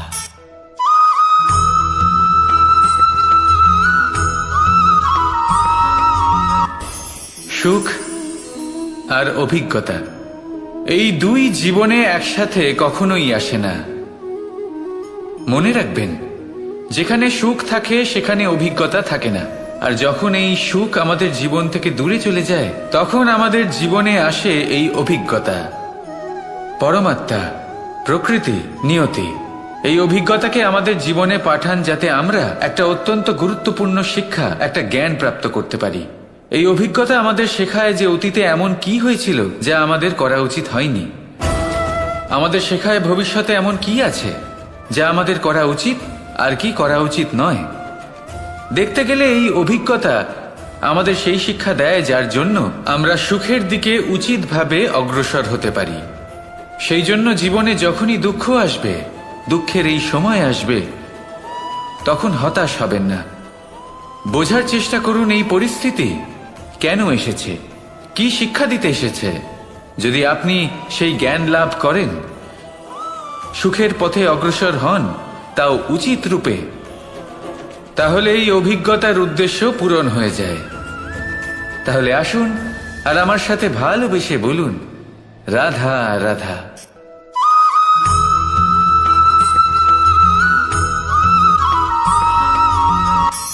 ধন, ধন হলো কারোর জন্য মোহ, আবার কারোর জন্য মায়া, কারোর জন্য হয়তো ভাগ্য, আবার কারোর জন্য কর্মের পারিশ্রমিক। দেখতে গেলে এই ধন হয়তো সবার জন্যই অত্যন্ত প্রয়োজনীয় হয়ে থাকে। সেই জন্যই তো মানুষ নিজের সমস্ত জীবন অতিবাহিত করেন এই ধন অর্জন করার জন্য। অনেক মানুষ এমনও হয় যাদের সমস্ত জীবন এই ধন অর্জন করতেই কেটে যায়।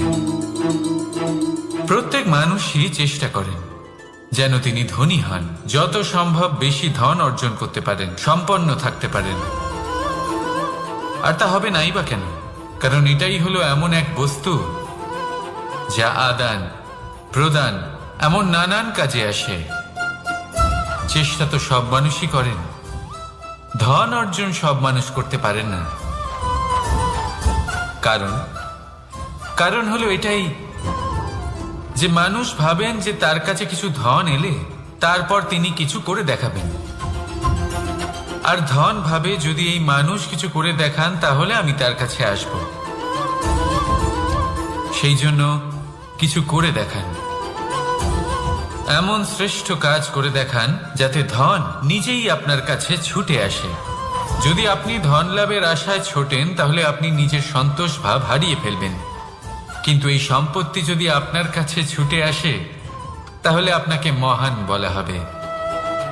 সেই জন্য কাজ করুন, শ্রেষ্ঠ কাজ করে দেখান, দেখবেন এই ধন ফলস্বরূপ আপনার কাছে আসবেই আসবে।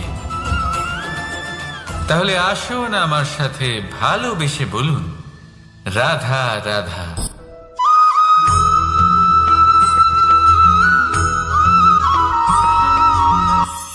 আজকাল আপনি দেখে থাকবেন যে মা বাবা শুধুমাত্র সন্তানকে ভালোবাসেন তা নয়, তাদের মোহেও জড়িয়ে পড়েন। বিদ্যালয়ে যখন পাঠান তখন সমস্ত সুযোগ সুবিধা দিয়েই পাঠান। চেষ্টা করেন যে সবসময় যেন সন্তান তাদের চোখের সামনেই থাকে। কিন্তু ভুলে যান এক অত্যন্ত গুরুত্বপূর্ণ কথা, যে সন্তানকে এক নতুন দৃষ্টিভঙ্গি দেওয়াই হলো ওনাদের কর্তব্য।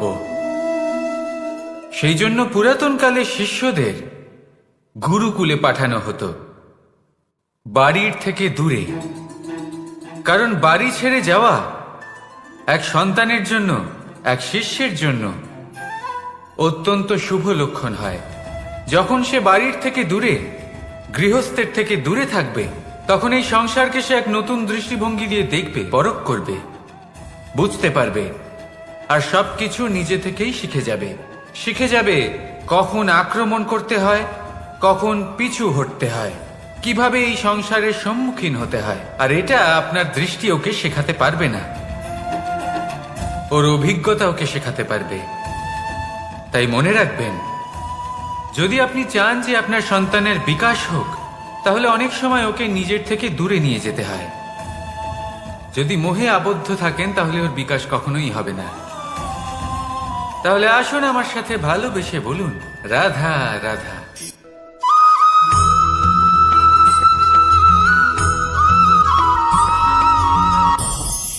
আমাদের মনে সবসময় একটা প্রশ্ন এসেই থাকে, এই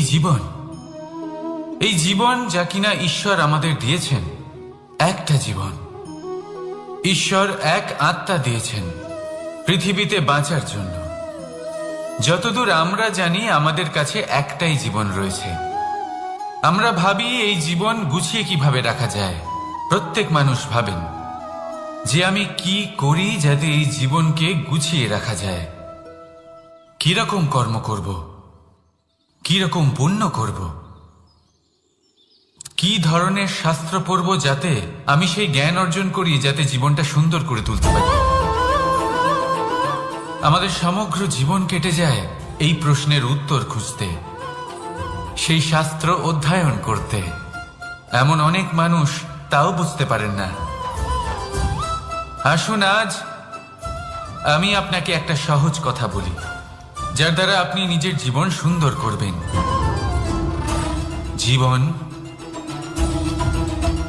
জিহ্বা, এদের দুজনেরই হলো একটাই রাশি। জিহ্বা অর্থাৎ আপনার কথা, এই কথাকে সংযত রাখুন, একে সুন্দর করে তুলুন, মধুর কথা বলুন, যতটা সম্ভব একে নিয়ন্ত্রণে রাখুন। আপনার জীবন সুন্দর হয়ে উঠবে। কারণ এই শব্দ হয় অত্যন্ত শক্তিশালী। এটা হলো এমন এক বন্ধন যা আপনার সামনের মানুষকে আপনার ব্যক্তিত্বের সাথে জুড়ে দিতে পারে।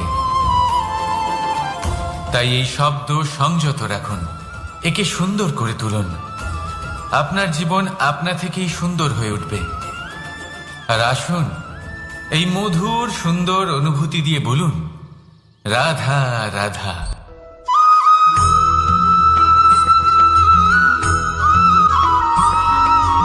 সমস্যা, কঠিন সময়, সংকট, বিপদ কার জীবনে নেই? প্রত্যেকের জীবনে আছে। কিন্তু আমাকে একটা কথা বলুন, যদি নৌকায় ঢেউকে ভয় পেতে শুরু করে, তাহলে সাগর পার করবে কে? কখনো কোনো ছোট্ট পিঁপড়েকে দেখেছেন, যে আকারে হয়তো ছোট হতে পারে কিন্তু বড় শিক্ষা দিয়ে যায়? কিন্তু আমরা শিখিই না। এবার দেখুন একটা পিঁপড়েকে, যে ভোজনের খোঁজে বাইরে বের হয়, একটা ছোট্ট দানা তুলে নেয়। ছোট দানা তোলে কারণ তার থেকে বেশি সে তুলতেই পারবে না। সে দানা নিয়ে চলতে শুরু করে, কোনো দেওয়ালে উঠে পড়ে, আবার পড়েও যায়। সেই দানা দূরে কোথাও একটা পড়ে যায়, তা আবার খোঁজে, তুলে নেয়, আবার চলতে থাকে। পড়ে যায় আবার ওঠে, পড়ে যায় আবার ওঠে। সেই দানাটা রেখে দেয়, আবার বেরিয়ে পড়ে ভোজনের খোঁজে। পরিশ্রম করতে থাকে কিন্তু হার মানে না। এই শিক্ষাই তো আমাদের প্রাপ্ত করতে হবে। নিরন্তর পরিশ্রম আর নির্ভীক হয়ে কর্ম করে যেতে হবে। এটাই হলো সাফল্যের মাধ্যম, এটাই হলো জয়ের মন্ত্র, অচ্যুত অজয় অস্ত্র। তাহলে আসুন আর আমার সাথে ভালোবেসে বলুন, রাধা রাধা।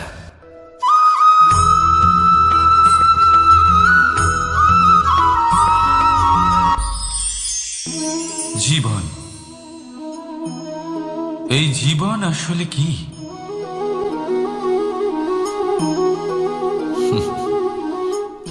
এই প্রশ্ন সবার মনেই এসে থাকে। সবার মন এই প্রশ্নের জন্যই চিন্তিত থাকে। এই জীবন আসলে কি? এর উদ্দেশ্য আসলে কি? কি করা যেতে পারে এই জীবনে? এই জীবন কি কিছু পাওয়ার, নাকি এই জীবন কিছু হারাবার? এই জীবন কি আসলে সেটাই যেখানে আমাদের পরমাত্মার খোঁজ করা উচিত, নাকি আমাদের ধাবিত করা উচিত নিজেদের স্বপ্নের লক্ষ্যে? এই জীবন আসলে কি? এই জীবন আসলে অত্যন্ত সরল। এ হলো শান্ত জলের মতো, একটা আয়নার মতো এই জীবন। এই জীবন আসলে ঠিক যেন এক আয়নার মতো। আয়না কি করে? আপনাকে সেটাই দেখায় যা আপনি করে থাকেন। আপনি হাসি মুখে আয়নার দিকে তাকান, আয়না আপনাকে আপনারই মুখ দেখাবে, সেই হাসি সমেত। আপনি রেগে গিয়ে আয়নার দিকে তাকান, আয়না আপনাকে সেটাই দেখাবে। আপনি প্রসন্নভাবে হেসে আয়নার দিকে তাকালে আয়না আপনাকে সেটাই দেখাবে। এটাই হলো জীবন, একটা আয়নার মতো। আপনি এটা ভাববেন না যে এই জীবন আপনাকে কি দিয়েছে, বরং এটা ভেবে দেখুন যে আপনি এই জীবনকে কি প্রদান করেছেন। যদি আপনি এই জীবনকে সুখ প্রদান করেন, আনন্দ দিতে পারেন, ভালোবাসা দিতে পারেন, তাহলে এই জীবনও আপনাকে সুখ, আনন্দ আর ভালোবাসাই দেবে। তাহলে আসুন এই সুখ, আনন্দ আর ভালোবাসা দিয়ে বলুন, রাধা রাধা।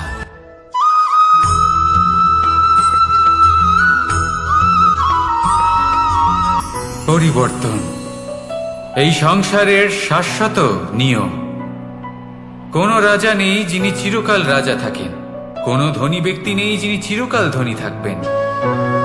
এই সংসারে সূর্যের স্থান নেওয়ার জন্য চন্দ্রিমার আগমন ঘটে।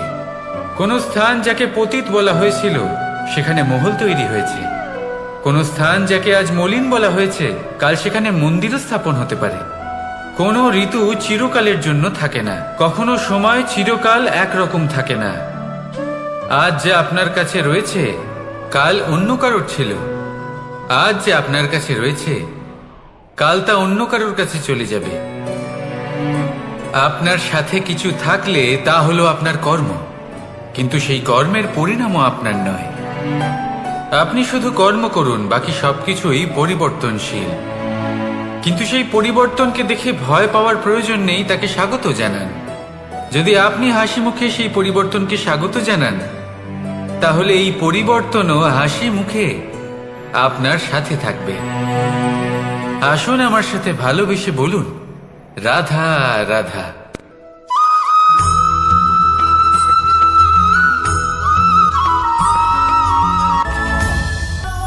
ধরিত্রীর বুকে গজিয়ে ওঠা এই দুব্ব ঘাস দেখেছেন? দুব্ব ঘাস যা আমাদের পাকে শীতল রাখে। এতে যদি বসেন তাহলে মনে হবে নরম কোথাও বসে আছেন। এত ছোট হলেও কিন্তু এর মধ্যে গুণ আছে অনেকগুলি, আর যতটা ছোট এটা ততটাই বড় শিক্ষকও। কিভাবে? ভাবুন, পাতা ঝরার মরশুমের পরে সমস্ত পাতা একত্রিত হয়ে থাকে। একটা ছোট ফুলকি সবাইকে জ্বালিয়ে দিতে পারে, সমস্ত পাতা পুড়ে ছাই হয়ে যায়। কিন্তু এই ঘাসের কিছুই হয় না, সে যেমন ছিল তেমনই থাকে। কারণ কি হতে পারে? প্রথম কারণ, এরা ছোট হয়। দ্বিতীয় কারণ, এরা বিনম্র হয়, বড়ই সহজে দমে যায় এরা। তৃতীয় কারণ, এদের মধ্যে নমনীয়তা থাকে। আপনিও নিজেকে এরকমই বানিয়ে ফেলুন। কখনো নিজেই নিজেকে কারোর থেকে বড় মনে করবেন না। নিজের এই মনকে বিনম্র রাখুন। এবং সব থেকে বড় কথা, নিজের এই মনে সহানুভূতি, প্রেম আর বিশ্বাসের নমনীয়তা বজায় রাখবেন। যদি এরকম করতে পারেন তাহলে জীবন সবসময় সুখে কাটবে। রাধা রাধা।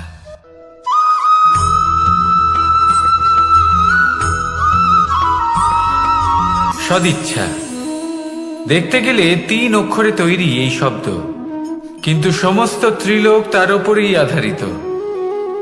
আপনি এই সংসারে এসেছেন, তখন অবশ্যই শ্বাস নেবেন, কিন্তু তার বদলে আপনাকে কিছু তো দিতেই হবে। আপনার উপর নির্ভর করছে আপনি কি দেবেন। কি দেবেন এই সংসারকে, এই সমাজকে, নিজের পরিবারকে, আর তার বদলে কি নেবেন? যশ নাকি অপযশ? দেখুন, এক ছিল রাবণ, যে কিনা সমুদ্র পার করল সীতাকে অপহরণ করার জন্য, আর এক ছিলেন রামচন্দ্র, যিনি সমুদ্র পার করেছিলেন, সেতু বানিয়ে গিয়েছিলেন সীতাকে ফিরিয়ে নিয়ে আসার জন্য। দুজনেই সমুদ্র পার করেছিলেন, শুধু পার্থক্য ছিল সদিচ্ছাকে বোঝার, লক্ষ্যের। অনেক মানুষের যাত্রা একরকম হতেই পারে, কিন্তু আনন্দ তখনই লাভ করবেন যখন লক্ষ্য শুভ হবে, মহান হবে। এই লক্ষ্য দিয়ে এই সংসারের কল্যাণ হবে এবং মানুষের সম্মান হবে। যদি আপনার সংকল্প উচিত হয়, তাহলে আপনার লক্ষ্য উচিতই হবে, নয়তো শুধুমাত্র বিনাশ হবে। আর উচিত এটাই হবে যে বিনাশের হাত থেকে যেন নিজেকে বাঁচানো যায়, কি বলেন? তাই জীবনে যে লক্ষ্য স্থির করছেন, মনে রাখবেন তা যেন শুভ লক্ষ্য হয়। যদি এরকম হয়, তাহলে আপনার যাত্রা, আপনার জীবন দুটোই শুভময় হবে। আসুন আর আমার সাথে ভালোবেসে বলুন, রাধা রাধা।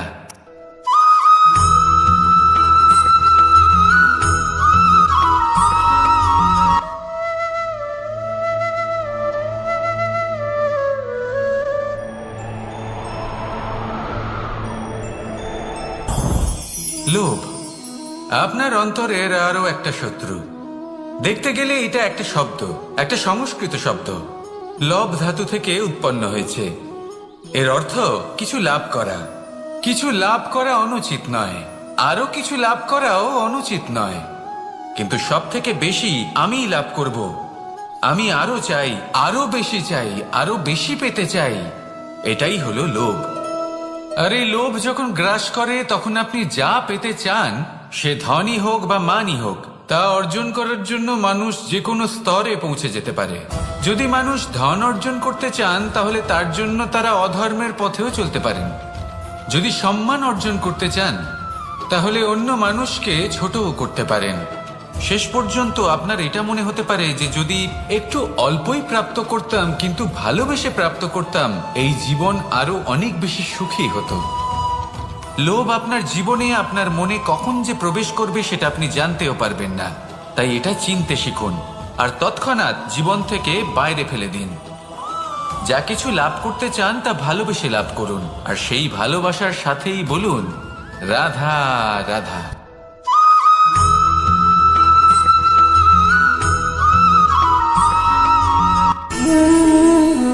সঞ্চয় মানুষের যখন থেকে বোধ বুদ্ধি হয়, সঞ্চয় করতে আরম্ভ করে দেন।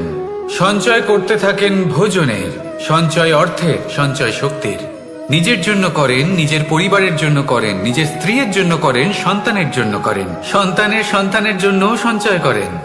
সঞ্চয় করার জন্য ওনার কাছে অনেক কারণ রয়েছে, কারণ উনি এটা ভাবেন যে এই সঞ্চিত শক্তির জন্য কেউ ওনার কোনো ক্ষতি করতে পারবে না। মানুষ ভুলে যান একটা গুরুত্বপূর্ণ কথা, এই সত্য, উনি এই সংসারে খালি হাতেই এসেছিলেন, আর এখান থেকে ওনাকে খালি হাতেই যেতে হবে। যা এখানকার তা এখানেই থেকে যাবে। আর যদি কিছু ওনার সাথে যায়, তা হলো ওনার কর্ম, আর কিচ্ছু নয়। তাই যদি কিছু অর্জন করতে চান, তাহলে শুভ কর্ম অর্জন করুন, আত্মশক্তি অর্জন করুন, কারণ পরলোকে এটাই হবে আপনার সম্পত্তি। তাহলে কি এটা আপনি অর্জন করতে চান না? আসুন আর আমার সাথে ভালোবেসে বলুন, রাধা রাধা।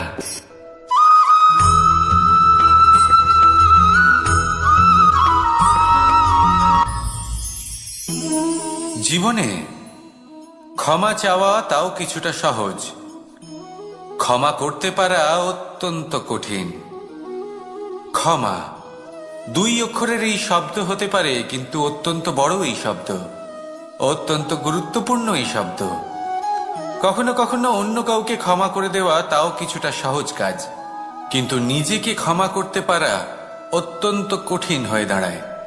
অতীতে যদি আমাদের এমন কোনো ভুল হয় যে কারণে আমরা নিজেকে ক্ষমা করতে পারি না, অনেক সময় এমন কিছু ভুল করে বসি যে বিষয় শুধু আমরাই জানি, কিন্তু আমরা নিজেকে ক্ষমাই করতে পারি না, আর আমাদের বিকাশ সেখানেই স্তব্ধ হয়ে যায়। কারণ যদি আপনি ক্ষমা করতে না শেখেন, নিজেকে ক্ষমা যদি না করতে পারেন, তাহলে তা আপনার জীবনের সব থেকে বড় বাধা হয়ে দাঁড়াবে। সেই জন্য জীবনে অবশ্যই শিখুন যে কিভাবে নিজেকে ক্ষমা করতে হয়, আর শিখুন যে আগের করা ভুল আবার কি করে না করা যেতে পারে। এই মন হালকা হবে আর প্রসন্ন হয়ে বলবে, রাধা রাধা।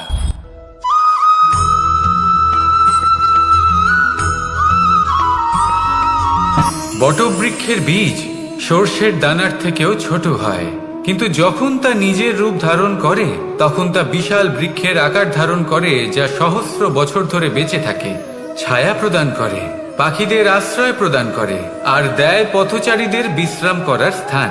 কেন? কারণ সেই ছোট বীজ তা মাটির ভেতরে গিয়ে নিজের খোলস ত্যাগ করে।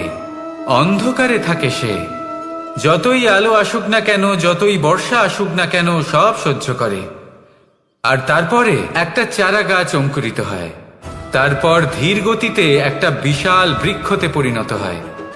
দেখুন, জীবনে কঠিন সময় আসে, এই জন্য নয় যে আপনি হার মেনে নেবেন, এই জন্য আসে যাতে আপনি ভবিষ্যৎ নির্মাণের জন্য নিজেকে তৈরি করতে পারেন। যদি কঠিন সময়ে আপনি ওই বীজের মতো দৃঢ় হয়ে থাকতে পারেন, তাহলে আপনিও একদিন সেই বিশাল বৃক্ষের মতো নিজের অস্তিত্ব গড়ে তুলতে পারবেন, যা সহস্র বছর পর্যন্ত মনে রাখা হবে। আসুন আমার সাথে ভালোবেসে বলুন, রাধা রাধা।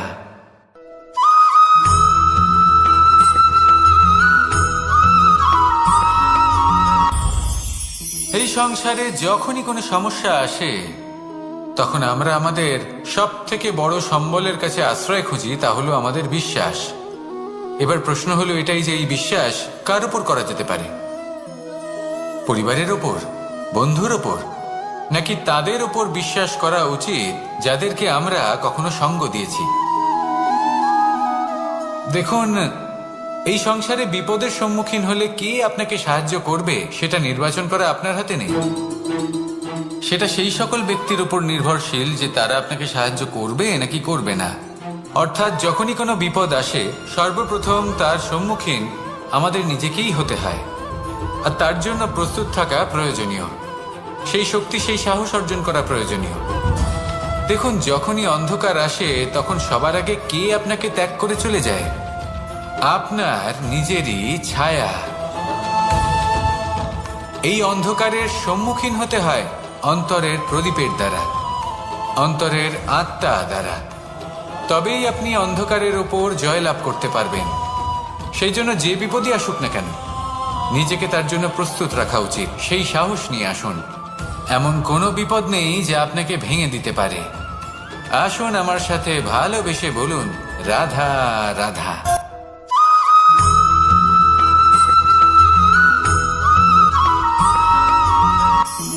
আপনি কখনো জীবনে সূর্যোদয় দেখেছেন? কত প্রশান্তিদায়ক, কত শক্তিদায়ক হয়। মনের মধ্যে যেন একটা নতুন প্রেরণা দান করে, একটা নতুন উৎসাহ। কিন্তু যদি আপনি উঠতে দেরি করেন, তাহলে আপনি এই সূর্যোদয় দেখতেই পাবেন না। ঠিক এরকমই হয় আমাদের জীবনেও। সুযোগ সূর্যোদয়ের মতো। যদি আপনি আপনার জীবনে দরকারের চেয়ে বেশি অপেক্ষা করেন এই সুযোগের সদ্ব্যবহার করতে, তাহলে এই সুযোগ আপনার অপেক্ষা কখনোই করবে না, তা চলে যাবে। সেই জন্য এদের সামলে রাখুন। সঠিক সময় আসলে এই সুযোগের সদ্ব্যবহার করুন, নিজের কর্মকে সম্পূর্ণরূপে সার্থক করুন। এটাকে এক মুহূর্তের মতো দেখুন। যদি এরকম করেন, তাহলে জীবনও সূর্যোদয়ের মতোই হবে। এতে সন্তুষ্টি থাকবে, গৌরব থাকবে, আর থাকবে শান্তি। রাধা রাধা।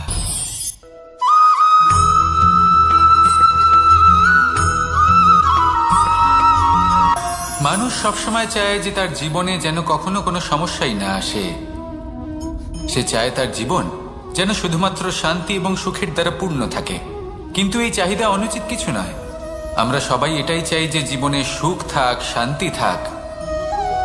কিন্তু এই কথা সবসময় মনে রাখবেন, যে সূর্য উদিত হন সংসারকে প্রকাশমান করেন, দুপুরবেলায় সংসারকে রৌদ্র প্রদান করেন, সন্ধেবেলায় তাকেও অস্ত যেতে হয়।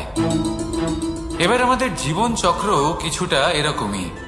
কোনো কিছুই চিরকাল একরকম থাকে না।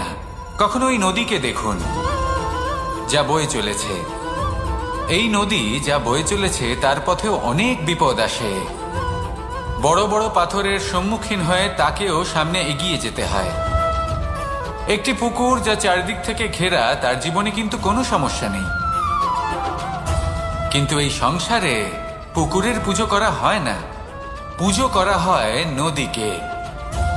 মনে রাখবেন, সমস্যার ঊর্ধ্বে তিনি উঠতে পারেন যিনি সমাধি লাভ করেছেন, যিনি এই সংসারেই নেই। যিনি এই সংসারে আছেন এবং জীবিত আছেন, তার জীবনের সমস্যা হলো শ্বাসবায়ুর মতোই গুরুত্বপূর্ণ। আসুন আমার সাথে ভালোবেসে বলুন, রাধা রাধা।